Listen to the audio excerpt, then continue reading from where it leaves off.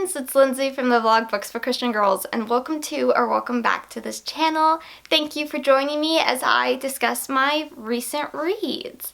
Ideally, I like to do these videos between every 8 to 12 books, but that doesn't work out always, so I have 17 books to talk about, and quite a few of them were winners though, so I'm really excited. I have 2 new all-time favorite books. But before I get going with this video, as always, all of the reviews to these books are linked down below. Any videos I mention about these books are also linked down below and in the cards. So please just click on that if you want to know more info. I'm going to try not to talk too long about all of them, but we'll see how I do. If you're looking for a specific genre, I will break all of these down into their specific genre, if you will, so feel free to watch the whole video or just skip around to what genres interest you. That is a-okay, and let's get started. So starting with middle grade, and as always I do these from lowest rating or DNF in that genre to highest rating, so I can end this video on a high note.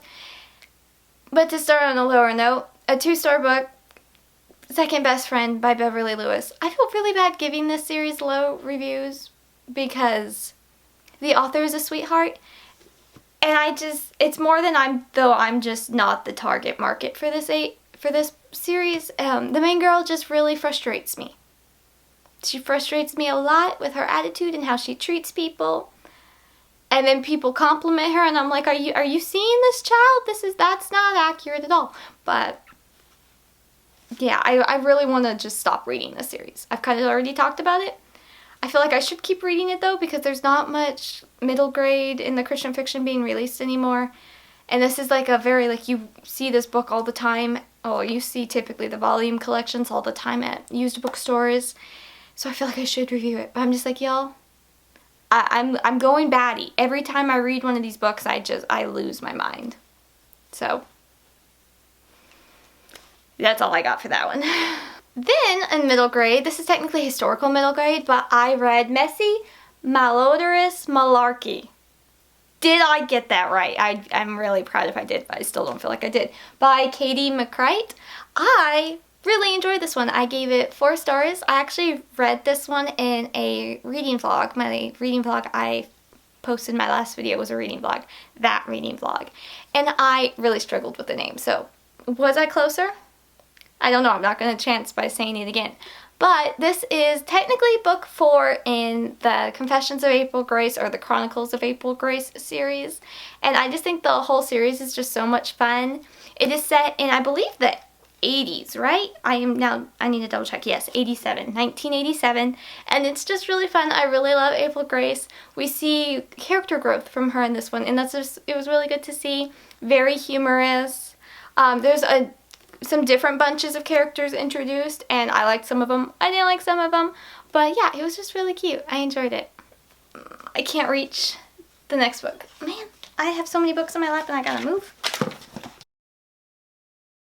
So my next genre is technically young adult, but it also could be considered fantasy because all of these next books have a fantasy leaning to them.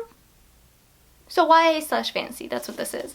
And the first book, wow, the sun just disappeared. Okay, I'm sorry the lighting changes. We're going all natural on the lighting. So, the first book is Veil of Winter by Melanie Dickerson. This is book 3 in the Daracot Tales, and it follows our main girl that she's kind of been, it's like a forced marriage, engagement, whatever you want to call it. And that guy's country is going to make her people in her country kind of slaves, and she definitely does not want to marry him, and that he wouldn't be faithful to her and all that kind of thing. So yeah, just not a great guy. And so she gets this idea to take a kind of, oh, what do they call it? Not a potion, that would be magic. It's not magic. She chooses to fake her death, but she takes some kind of herbal-like thing that makes it sound like she's dead, but things don't go as planned. So we have our main hero, who is one of the brothers of the girl from the first book. One of her brothers comes and kind of saves the day, and they go on a mission to rescue her people. And overall, I thought it was really cute. I gave it 3.5 stars. I did feel like the main girl was just a little young feeling. And I don't know exactly why that is. They did also think about the other's lips a little too much. But I mean, it was still kept very clean. It just wasn't my favorite in this series and not my favorite by the author. But I'm looking forward to reading the next book when it releases. It's still a fun series. I did also read this one in that reading vlog, but my next book I also read in that reading vlog. I read 5 books in that reading vlog. Go me, I did great. That next book though is Once I Knew by Victoria Lynn. I gave this book 4 stars and I really enjoyed it. It is a fantasy, non-magical fantasy, and it has the hidden identity and amnesia tropes, and those are 2 I really like. I don't see too many amnesia tropes in the Christian fiction market anymore. I feel like that kind of died off, no pun intended. But it's, yeah, I don't see that one that often, but I really like that one. So I thought this one was really well done. Our main girl, Violet, is just trying to live her life quietly, away from people, in her sleepy little village, and then she comes across this injured kingsman, and that's basically like a knight. And she, even though she really doesn't like these kingsmen, these knights, because of past problems and issues, she takes him in and tries to heal him up. And it turns out he doesn't remember his identity or anything. And it was just very sweet. I do wish there had been a little more telling about things going on. But I mean, it's still a pretty big book. So it was really good. Then it goes into another plot that I can't talk about.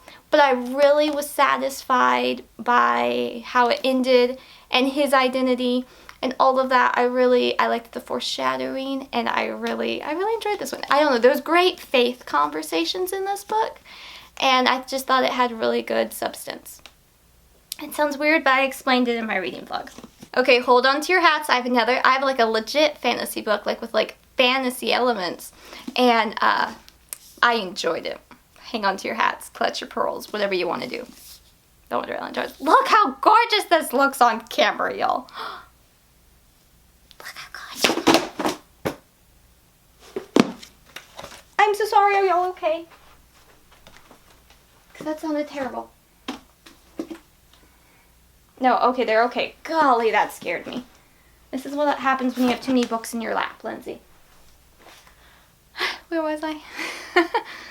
Okay, where was I? They're fine. We're good. That just sounded like a terrible crash. I'm so sorry. Did I scare y'all? I scared my own self. It's fine. Let's just redo that section. That was a mess.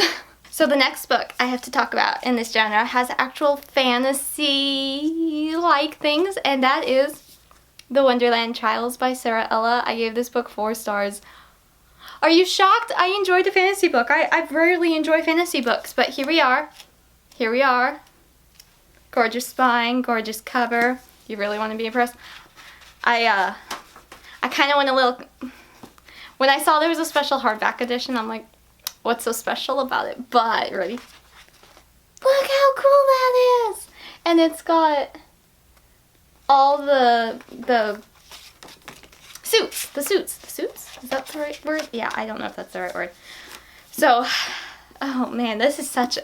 I don't feel like pictures do this justice. I really don't. Because I was like, yes, this is a pretty cover. But I really gasped when I opened it because it's so pretty and just... all of it. Look how pretty it is. So pretty. So, let's talk about this book. This is an Alice in Wonderland retelling? Yeah, retelling I think would be the best word for it. Set in England, in London area, but it's got a dystopian alternate universe plotline, which just... I love my dystopian books. We all know this. Now, this also brings into the fact, are dystopian books considered fantasy? Apparently, that's a can of worms. I didn't realize that. I asked that on my Instagram story, and I didn't realize I was going to get the responses I got. So, I really like dystopian books. Like, I really, really like dystopian books. Fantasy books, I can take them or leave them. But this one is kind of both. So I don't know what that means, but I really enjoyed this book. Just the technology, oh, the names. The names were so good because you've got like the Hatter family and you've got, let's see, it was Stark, Raving, and Maddie. Chef's kiss, because that was, yeah, so many names in this that I'm just like, I love all the Easter eggs from Alice in Wonderland. Have I read Alice in Wonderland? I own it. I own it, like every other book. Or it is. Like, have I read it? No, but I own it. I have read 5 chapters of it, and it's a random 5 chapters because one of the girls I used to babysit, they were reading it at bedtime, which I gotta say, that probably gave her the weirdest dreams that night, but that's what they were doing, so I read 5 chapters to her. So I've read 5 chapters of the book. But, regardless, I recognized a lot in this, and just, yeah, it was really fun. I really thought it was neat. I would consider there's no magic in it personally. I will link my review though where I talk about any magic-like things or the fantasy elements that could be considered that way, because I know that can be a touchy topic for some families, and that's okay. Everybody has their different standards and criterias. For me, I really enjoyed this book. I am very much looking forward to book 2. It does kind of end on a cliffhanger, and I mean, I want the second book. I want to know what's going to happen. I'm definitely going to have to reread this one before that book releases. I have no information at all on that book when it's releasing or anything. I hope the cover keeps this style though, because this is a fantastic cover. Like, I did not appreciate it when I saw the cover release. I'm like, that's very nice. This is gorgeous. But okay, I digress. Where was I going with this conversation? I don't remember where else I was going with it, just that I really enjoyed it.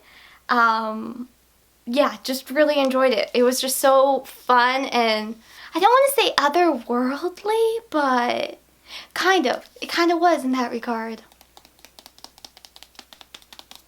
Yeah, I just really enjoyed it. I don't know what else to say. Alice in Wonderland meets dystopian setting with alternate universe like plot lines. Me as a non-fantasy reader, typically though, when can I call myself a fantasy reader? Because I've read this, what month are we in? This is July. I read this in July. I've read 7 fantasy books this year because I've read one basically a month. When do I get to call myself a fantasy reader, y'all? When does that change? Because like, I'm enjoying more and more. I still have a few on my shelf to read, but I'm getting there. I'm getting there, y'all. Look, I can't stop staring at this cover. I'm so sorry. My eyes are elsewhere because I am looking at this cover in my camera screen because it is beautiful. It's just so pretty. So I don't know when I get to call myself a fantasy reader. Is it when like I enjoy 20 fantasy books? Because that won't be till next year probably. But I have one for that list. Look how pretty it is. Really enjoyed it. I was very pleasantly surprised by how much I enjoyed it. But I just loved the world. I liked Alice. Yeah, there was just a lot of really neat things. There's still answers. I still need answers. So I'm ready for book 2. I am ready for book 2. But yes, it was really good. I'm sorry, I keep staring at the cover. I need to look here, not there, but here.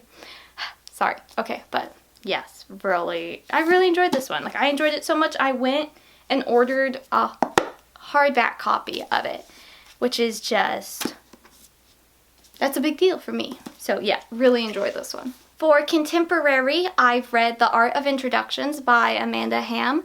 I gave this one 3 stars. I liked it. I thought it was really cute. It was just a light, easy read that I enjoyed. There's some faith content. The main girl works at her family's kind of, what do you call it? The word just escaped my head, but where they give furniture new looks. Not a resale shop, but like a resale shop for that kind of thing. And then like taking custom projects for people. And I thought those elements were really neat. The main guy in this one though, this might be a little controversial, but I thought it was really interesting that he was younger than her. Like, she went to school with his older brother. And so like they never really crossed paths. So he's a few years younger, and I don't know why, but I just thought that was really interesting to see in a Christian fiction book. I can't recall seeing that. I feel like I've read that in a couple historical books, but contemporary, I can't recall that. So I just thought that was interesting. He was a little awkward and nerdy, but it was a cute read, pleasant, easy read. 3 stars. And then for the mystery and suspense category, I'm pretty sure I've already called it this, and I think it's fair to say, my favorite mystery and suspense trilogy. And I can now say that with full confidence because I have reread it and I enjoyed it just as much. So this is a reread, but I read the first book, Deadly Devotion. Why did that just go? I had these two going to mind. This Deadly Devotion. Deadly Devotion by Sandra Orchard. Forgive me. I love this book. Look at all my little tabs. Do you see all my little tabs? I'm trying to focus on my forehead. But there. See my tabs of just little parts I really enjoyed and laughed at and just interesting information. So I also read this one in that reading vlog, Deadly Devotion. This was a buddy read with Melanie, Holly, and Miriam. And they all enjoyed it too. I'm just so happy. I am so tickled pink that they enjoyed it as well. We did like a little video chat and we discussed it and they all enjoyed it. And they're all wanting to read book 2 and 3, which just makes me feel so successful. Makes me feel so successful that they all enjoyed this book. I don't know, but yes. Yay. Yay. Anyway, this series is definitely one of my favorites because it deals with plants and herbs and murder, and it kind of has like a conspiracy theory vibe and what different companies will do to get their products to be the only one on the market. I'm trying to be vague because of spoilers, because that plotline really doesn't come in till like 2 and 3. But in this book, our main girl is trying to find out what exactly happened to her really good friend and mentor because she is positive that she did not kill herself. And it just goes on to her hunt for answers. And the thing is about this series is it is super, I consider, light romance. It's very, Miriam called it natural, and I think that's a really good way to put it because it's not insta-love, it's not looking the other up and down, admiring what the good Lord gave them, that kind of thing. It's none of that, and I really, really appreciate that. And again, I'm so happy they enjoyed it. I'm so happy my book buddy reading friends enjoyed the first book and they want to read the second book. I'm just so happy. So after I read Deadly Devotion, book 1, which I gave 4 stars, I also read 2 and 3, not in that reading vlog because I didn't know when I'd be able to get to them, but Blind Trust I also gave 4 stars, and then Desperate Measures I gave 4.5. And I just really, really, really, really adore this series. I like the author's other Serena Jones Art Mysteries series. I really like that, and I'd like to reread it. However, there was a love triangle in that series that just didn't go the way I wanted. So, Daisy, you gotta be quiet, love. I mean, that's how I felt too, Daisy. It's fine. But, so, this one just kind of wins in my heart. I really, really enjoyed it. And I just loved all the plant information and the plant parts. And as the series gets going, it really has even more of those elements. And family secrets and all that kind of stuff. And I just really, really enjoyed it. First, see me talking about this book again, the series, again and again, because I reread it and I still enjoyed it, and it is my favorite contemporary suspense trilogy. Okay, the puppy wants out. So moving on to a category I honestly never thought would be in my videos, and that's a dual time period novel, and I have 2 of those. Wow. Okay, so first one is The Extraordinary Deaths of Mrs. Kipp by Sara Brunsvold. I gave this one a very easy rating of 4 stars. It was like a no-brainer in my mind that it was a 4 stars. The back cover I feel like doesn't really share enough about it, but I feel like I can't word it any better. So it is about this young reporter, and I say young, she's about my age, but she has been given this task to go write this obituary for this older woman, and she's kind of just like, really? Really? But she goes and she meets Mrs. Kipp, and Mrs. Kipp is spunky. And I think what I really liked about this book was Mrs. Kipp, because she just, almost everything out of her mouth was a prayer or a praise to the Lord. And I just loved seeing that faith and her witnessing to others, and just a little bit of, we see a kind of a little bit of going back to different times. And I mean, it's not a complete dual time period novel, but I'm considering it a dual time period novel. So it was just really, it was really good. Also, there was no romance in it at all. At all. So if you're looking for a book that's not the typical Christian fiction book, I would definitely suggest this one. It was very sweet. I mean, there was sad moments in it because, you know, Mrs. Kipp is in hospice, but you also get kind of the more of the understanding of just being tired and just wanting to be with the Lord. And I don't know, it gave me perspective in different ways, and I really enjoyed this book. I really enjoyed it. Yeah, it's definitely one I think you would want to read at home with a box of tissues, but it was very sweet. It was very sweet. I loved the faith content, and Mrs. Kipp was just spunky, but in a spunky for the Lord kind of way, and I really liked her. So, yeah, easy 4 stars. And then, I'm just so happy to talk about this book, Heirlooms by Sandra Byrd. If you notice something, I have 2 copies because I bought both paperback and hardback. I enjoyed it so much. I gave this book 5 stars. And I still have another 5-star book on this list coming up. So y'all, I'm just, like, I've had 4 5-star books this year. Who am I? I don't know. But I talked about this book in another video that I'll link up there. And it was kind of giving a little bit about the synopsis and whatnot, but again, I think it's hard for these dual time period novels to have a, what do you call it, the synopsis back cover kind of info.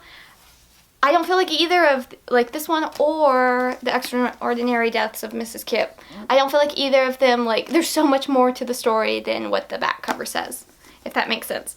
So this one, so it's a dual time period set in 1958 and then present day.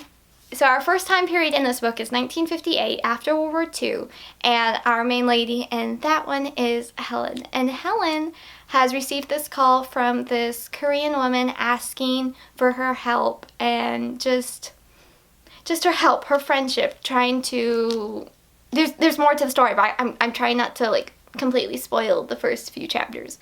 So she asked for help. They end up becoming really good friends, and because she's Korean, you see a lot of Korean in this, throughout this book, and that was just really, really cool. I've mentioned it before that I've been learning Korean for 5 years, and I just really, really appreciated seeing all of these different, you just see it all in this book and about the culture and of that time. And because keep in mind, this is after World War II, yes, but it's also after the Korean War, which history-wise, I feel like I never learned about the Korean War in American history, which I don't understand, because as Americans, we were a part of that. And then, I don't know, why do history textbooks, I feel like, all cut off at World War II? Because there's been a lot more history in that since then. Obviously, that's like a long time ago. So regardless, you have that element that it's set after the Korean War, and there's a bit of racism going on towards this Korean woman.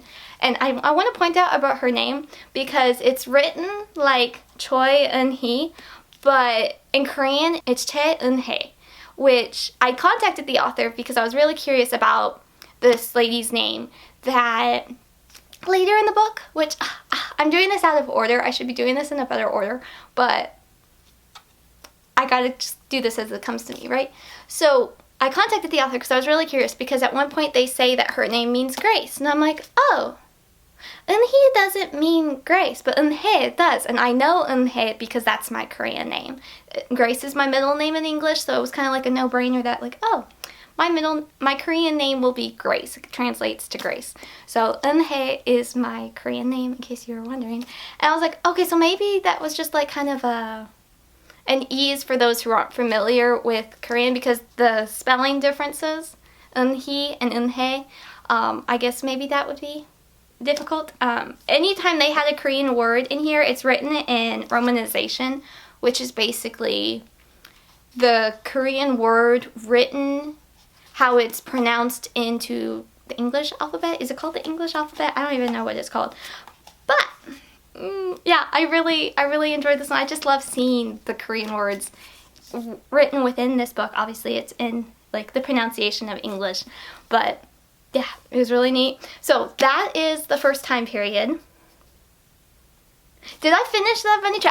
I just feel like I'm all over the place because I just love this book so much. It is now one of my all-time favorite books. And this might sound really silly, but I think some might get it as well. Is like, I've been doing Books for Christian Girls, the reviewing site I've reviewed on, for almost 10 years, right? I've been learning Korean for about 5 years, and never once within that 5-year overlap have those two main passions and interests of mine ever overlapped until this book. And that just meant so much. I'm not gonna cry. But it meant so much to see Korean characters in a Christian fiction book, and to see Korean and about the beautiful language and the culture, and it was just so neat to see that. And I'm just so, like, this is why I bought two copies of it, because it just meant so much to my heart. And then it also has a lot of other things I'm passionate about within it, and I honestly feel like this book was written for me. Like, not to be that person, but it kind of did feel like that, because it just had so much in that I loved and that are just so near and dear topics to my heart. There was just so many elements of that, and it was just a very beautiful book. It really truly was. And then the present time period is of Helen's granddaughter Cassidy, which I just have to, there were so many little things in this book. Like, okay, so my grandmother on my dad's side, his name was Helen. Her great-granddaughter, technically, my cousin's name is Cassidy. So, like, it was just, like, really, like, that was a little, like, wow, that's a little wow. And then the place that this island that this book is set in is the island over from where my aunt lives. So it's just, it was really, like, again, this book was written for me. Like, I hate to be that person, but it kind of felt like it with all these little things that I'm just like, wait a second. Just so much I really enjoyed about this book. The contemporary side of it is following her granddaughter Cassidy, like I just said. And she has now inherited this task of going through her grandmother's attic with Cheon-hae, her granddaughter Grace.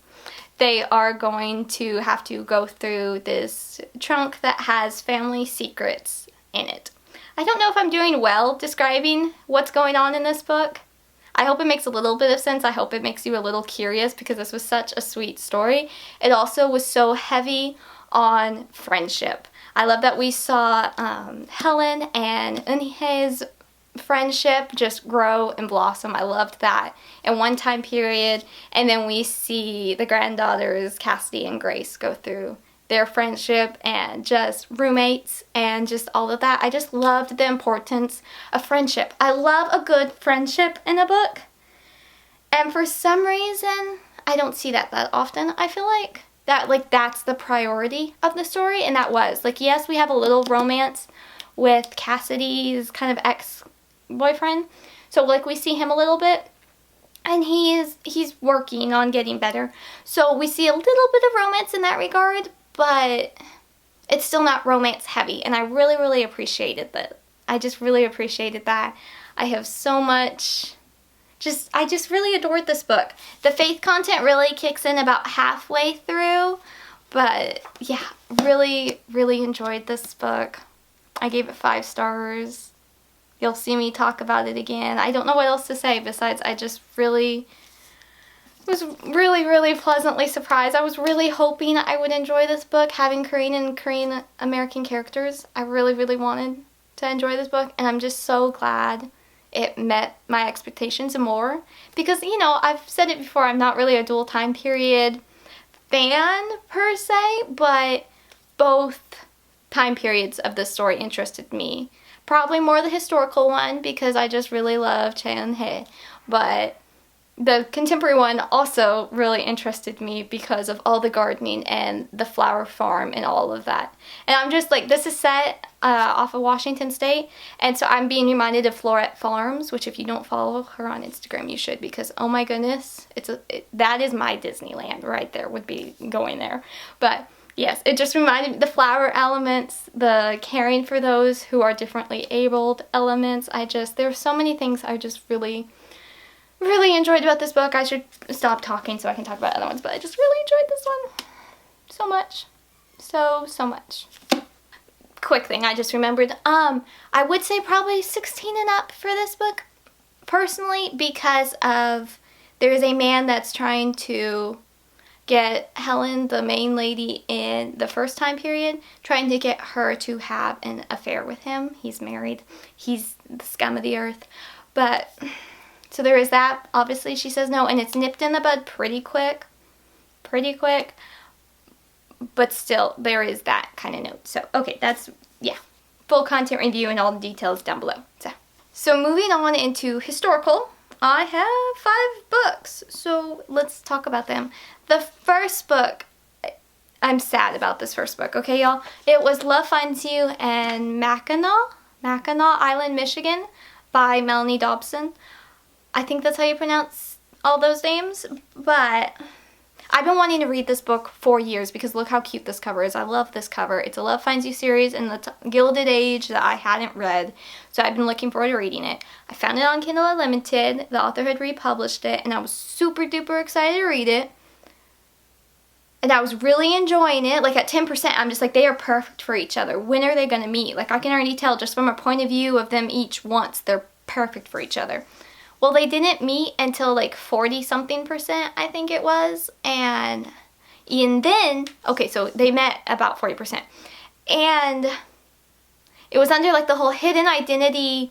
I'm not going to tell you my real name because this is the only place I can be not having to confine to society's norms. That trope. Is that a cliche? Yes. But do I still eat that trope up? Yes. Regardless, really like that trope. And it was fine. But then as we're getting closer to the reveal, like I couldn't read fast enough. Like I was waiting for the reveal. But the closer we got to the reveal, I'm like, he's not going to take this well. And boy, was I right. He did not take that well. So that's kind of when the book started going downhill for me. It is when the book went downhill. It's not kind of. It is. That is when the book went downhill for me. And then we have a scene with the main guy, his drunk brother-in-law tries to sexually assault her, and I'm just like, and obviously he's also the scum of the earth. Why do we have to have the scum of the earth in Christian fiction books? I wish we didn't. But so that happens, and I'm like, okay, so is he gonna come rescue her? No, he does not come rescue her. He is upset about the situation, our main guy, but he doesn't. He still acts cold to her. He still is just like, you kept a secret from me, da da da. And I'm like, you were an 8, but now you are a 2 because, sir, have y'all been following those trends? Those trends crack me up, like on TikTok and Instagram. The whole, he's a 10, but, well, he was an 8, but now he's a 2. So there was that miscommunication with that big spat that was just ridiculous. And then the ending just rushed. Like the last 10%, we get a rush into communication. And like, it's a romance book, I'm just going to say a marriage. And then it ends with a fade to black bedroom scene. And I'm just like, call me old-fashioned. I've been called worse. It's fine. But that just annoyed me so much. That I'm just like, it was pretty light on the whole noticing the other. Kind of. Well, yes and no. I have to type up my review of this still, but it'll be on by the time this video is posted. So, it was lighter, though, in the romance stuff. And then, because they really just, like, talked about God's creation, and I really liked the faith content of that. I thought that was so cool. But then, like, the whole miscommunication, the spat, the you weren't truthful to me, you just wanted my money nonsense. Like, sir, calm down. And then we have the sexual assault that was like not even a plot device. Like typically it's a plot device, but it wasn't even a plot device. Like, I don't know what that was about. I truly don't understand what the point of that was, because, like, he didn't rescue her. He didn't come, like, hoping she was okay, like, talking to her. That's where the miscommunication, that's where that section ended. No, he was still just, like, needing a good kick. But yeah, I was really sad about this, y'all, because I was enjoying it so much up until the reveal, and then once the reveal happened, it just went bummer. Just bummer. That's all I got. Daisy apparently has words to say too. So the next book in the historical category was unfortunately also a 2-star, and that was Where the Road Bends by Rachel Fordham. I was very sad to give this book a 2-star. In my world, a 2-star means it was okay. And that's what I would say about this book, is it was okay. I really enjoyed the author's debut novel, and then the second one. I enjoyed those two the most so far out of all of her books. And I don't know, I just had a few things I really wasn't a fan of in this book, particularly the main guy, Quincy. I don't know, he was just very... I went a little more in depth in it into my review, but I really didn't like him, and how he would ask for people for advice, but only wanted to take that advice if it matched up to what he was thinking. And that's not how you do it, buddy. You need to be asking the Lord. And that's also a thing, is there was very light faith content in this book. I wish the faith content would have been a little stronger. And then also what's mentioned on the back cover is only, like, that covers the first 4 chapters. It moves fast. And then we get kind of a time skip. And circumstances have changed, and we have a whole prostitution brothel stuff, which I really wish the back cover would have mentioned that, because while I know, yes, that happens in history and that's still happening in certain countries, I really don't like reading about that. At least let me, like, mentally prepare myself, kind of thing. That's not a pleasant topic, in my opinion, to read about. And so it enters in, that section enters in, and men taking advantage of women and just being absolute jerks. So I really didn't like those elements. There was just, different things, unfortunately. I think for me, though, the main thing was the prostitution and brothel parts, and then the main guy, Quincy. He really wanted to make all of her dreams come true, because of a guilt reason, but he just...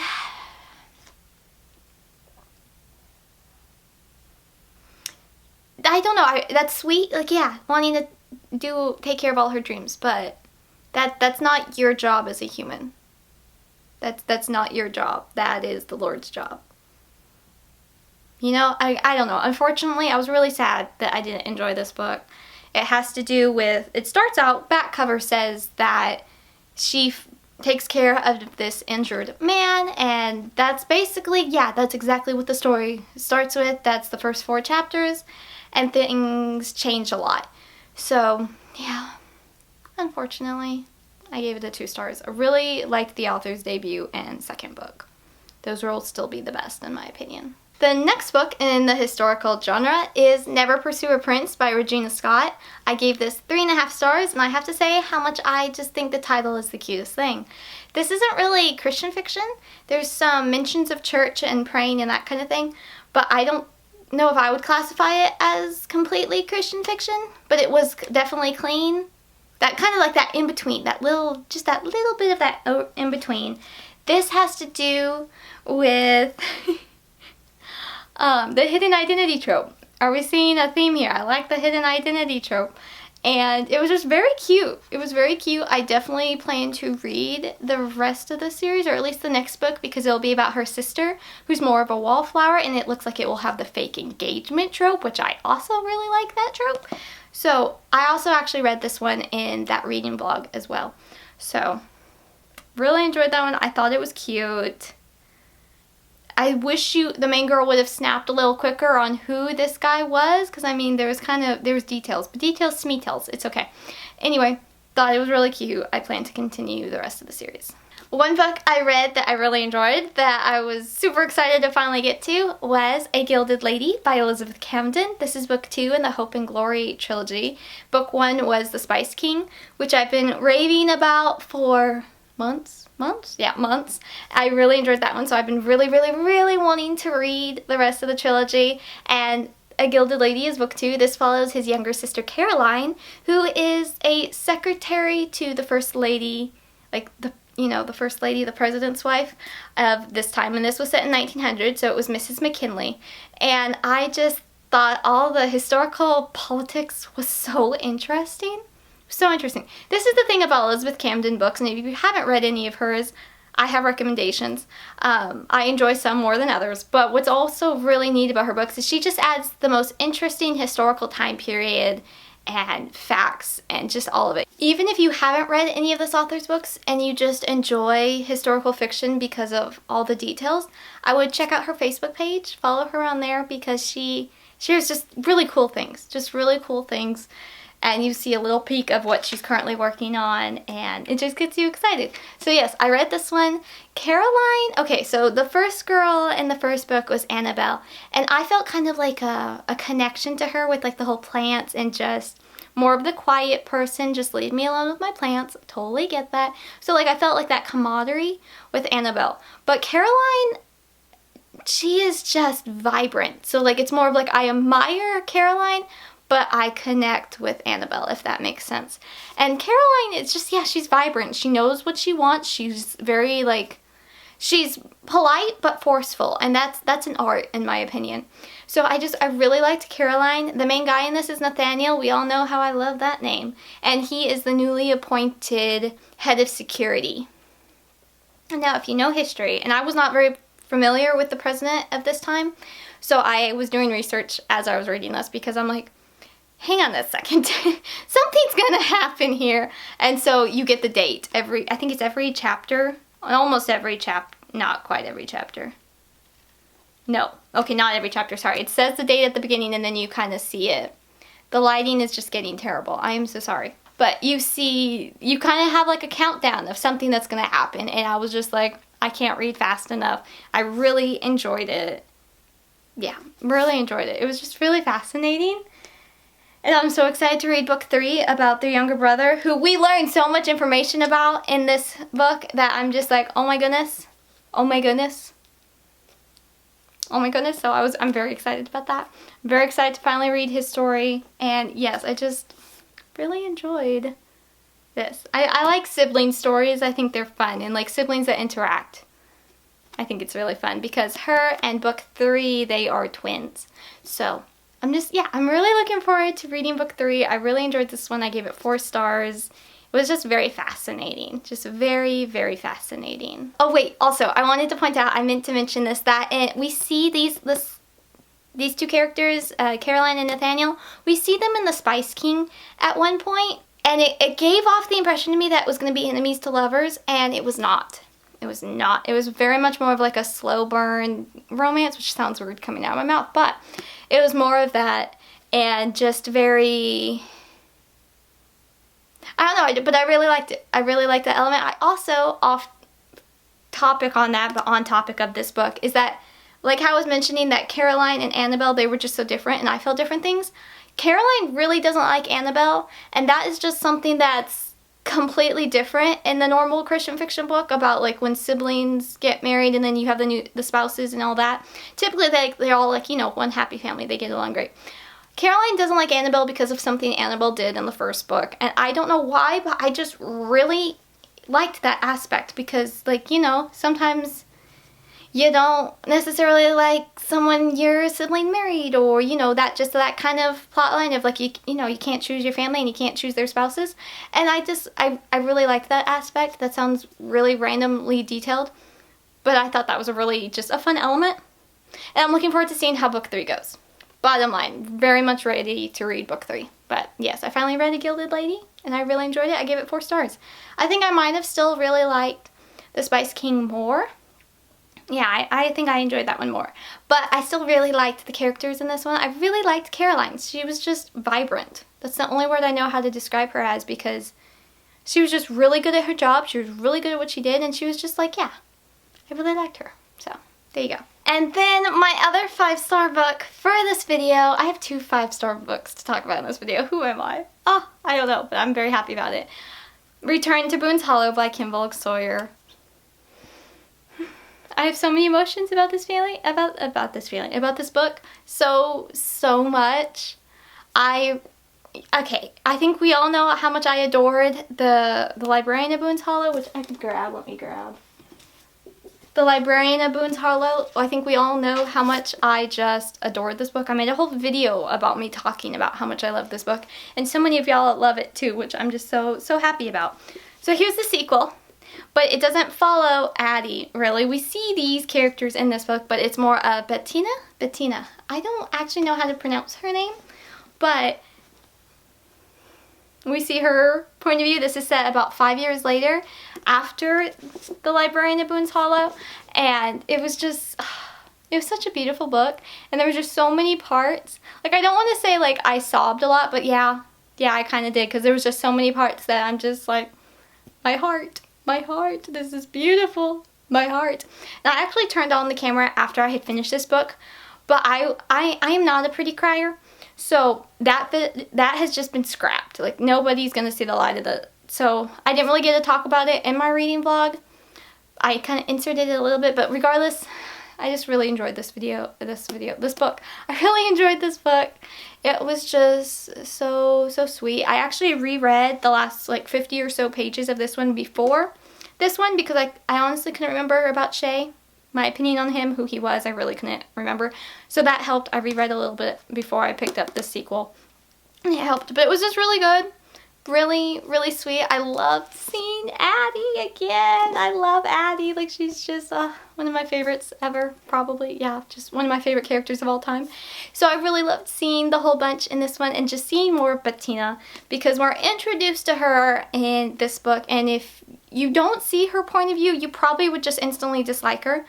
But we see her point of view, and we find out why she is the way she is, and then we get more of her story 5 years later. She's grown, things have changed, that kind of thing. And I really enjoyed this book. I gave it 5 stars. It was such a good book. Once I finished it, I just like had to cry again, and it was just so beautiful. It was so beautiful.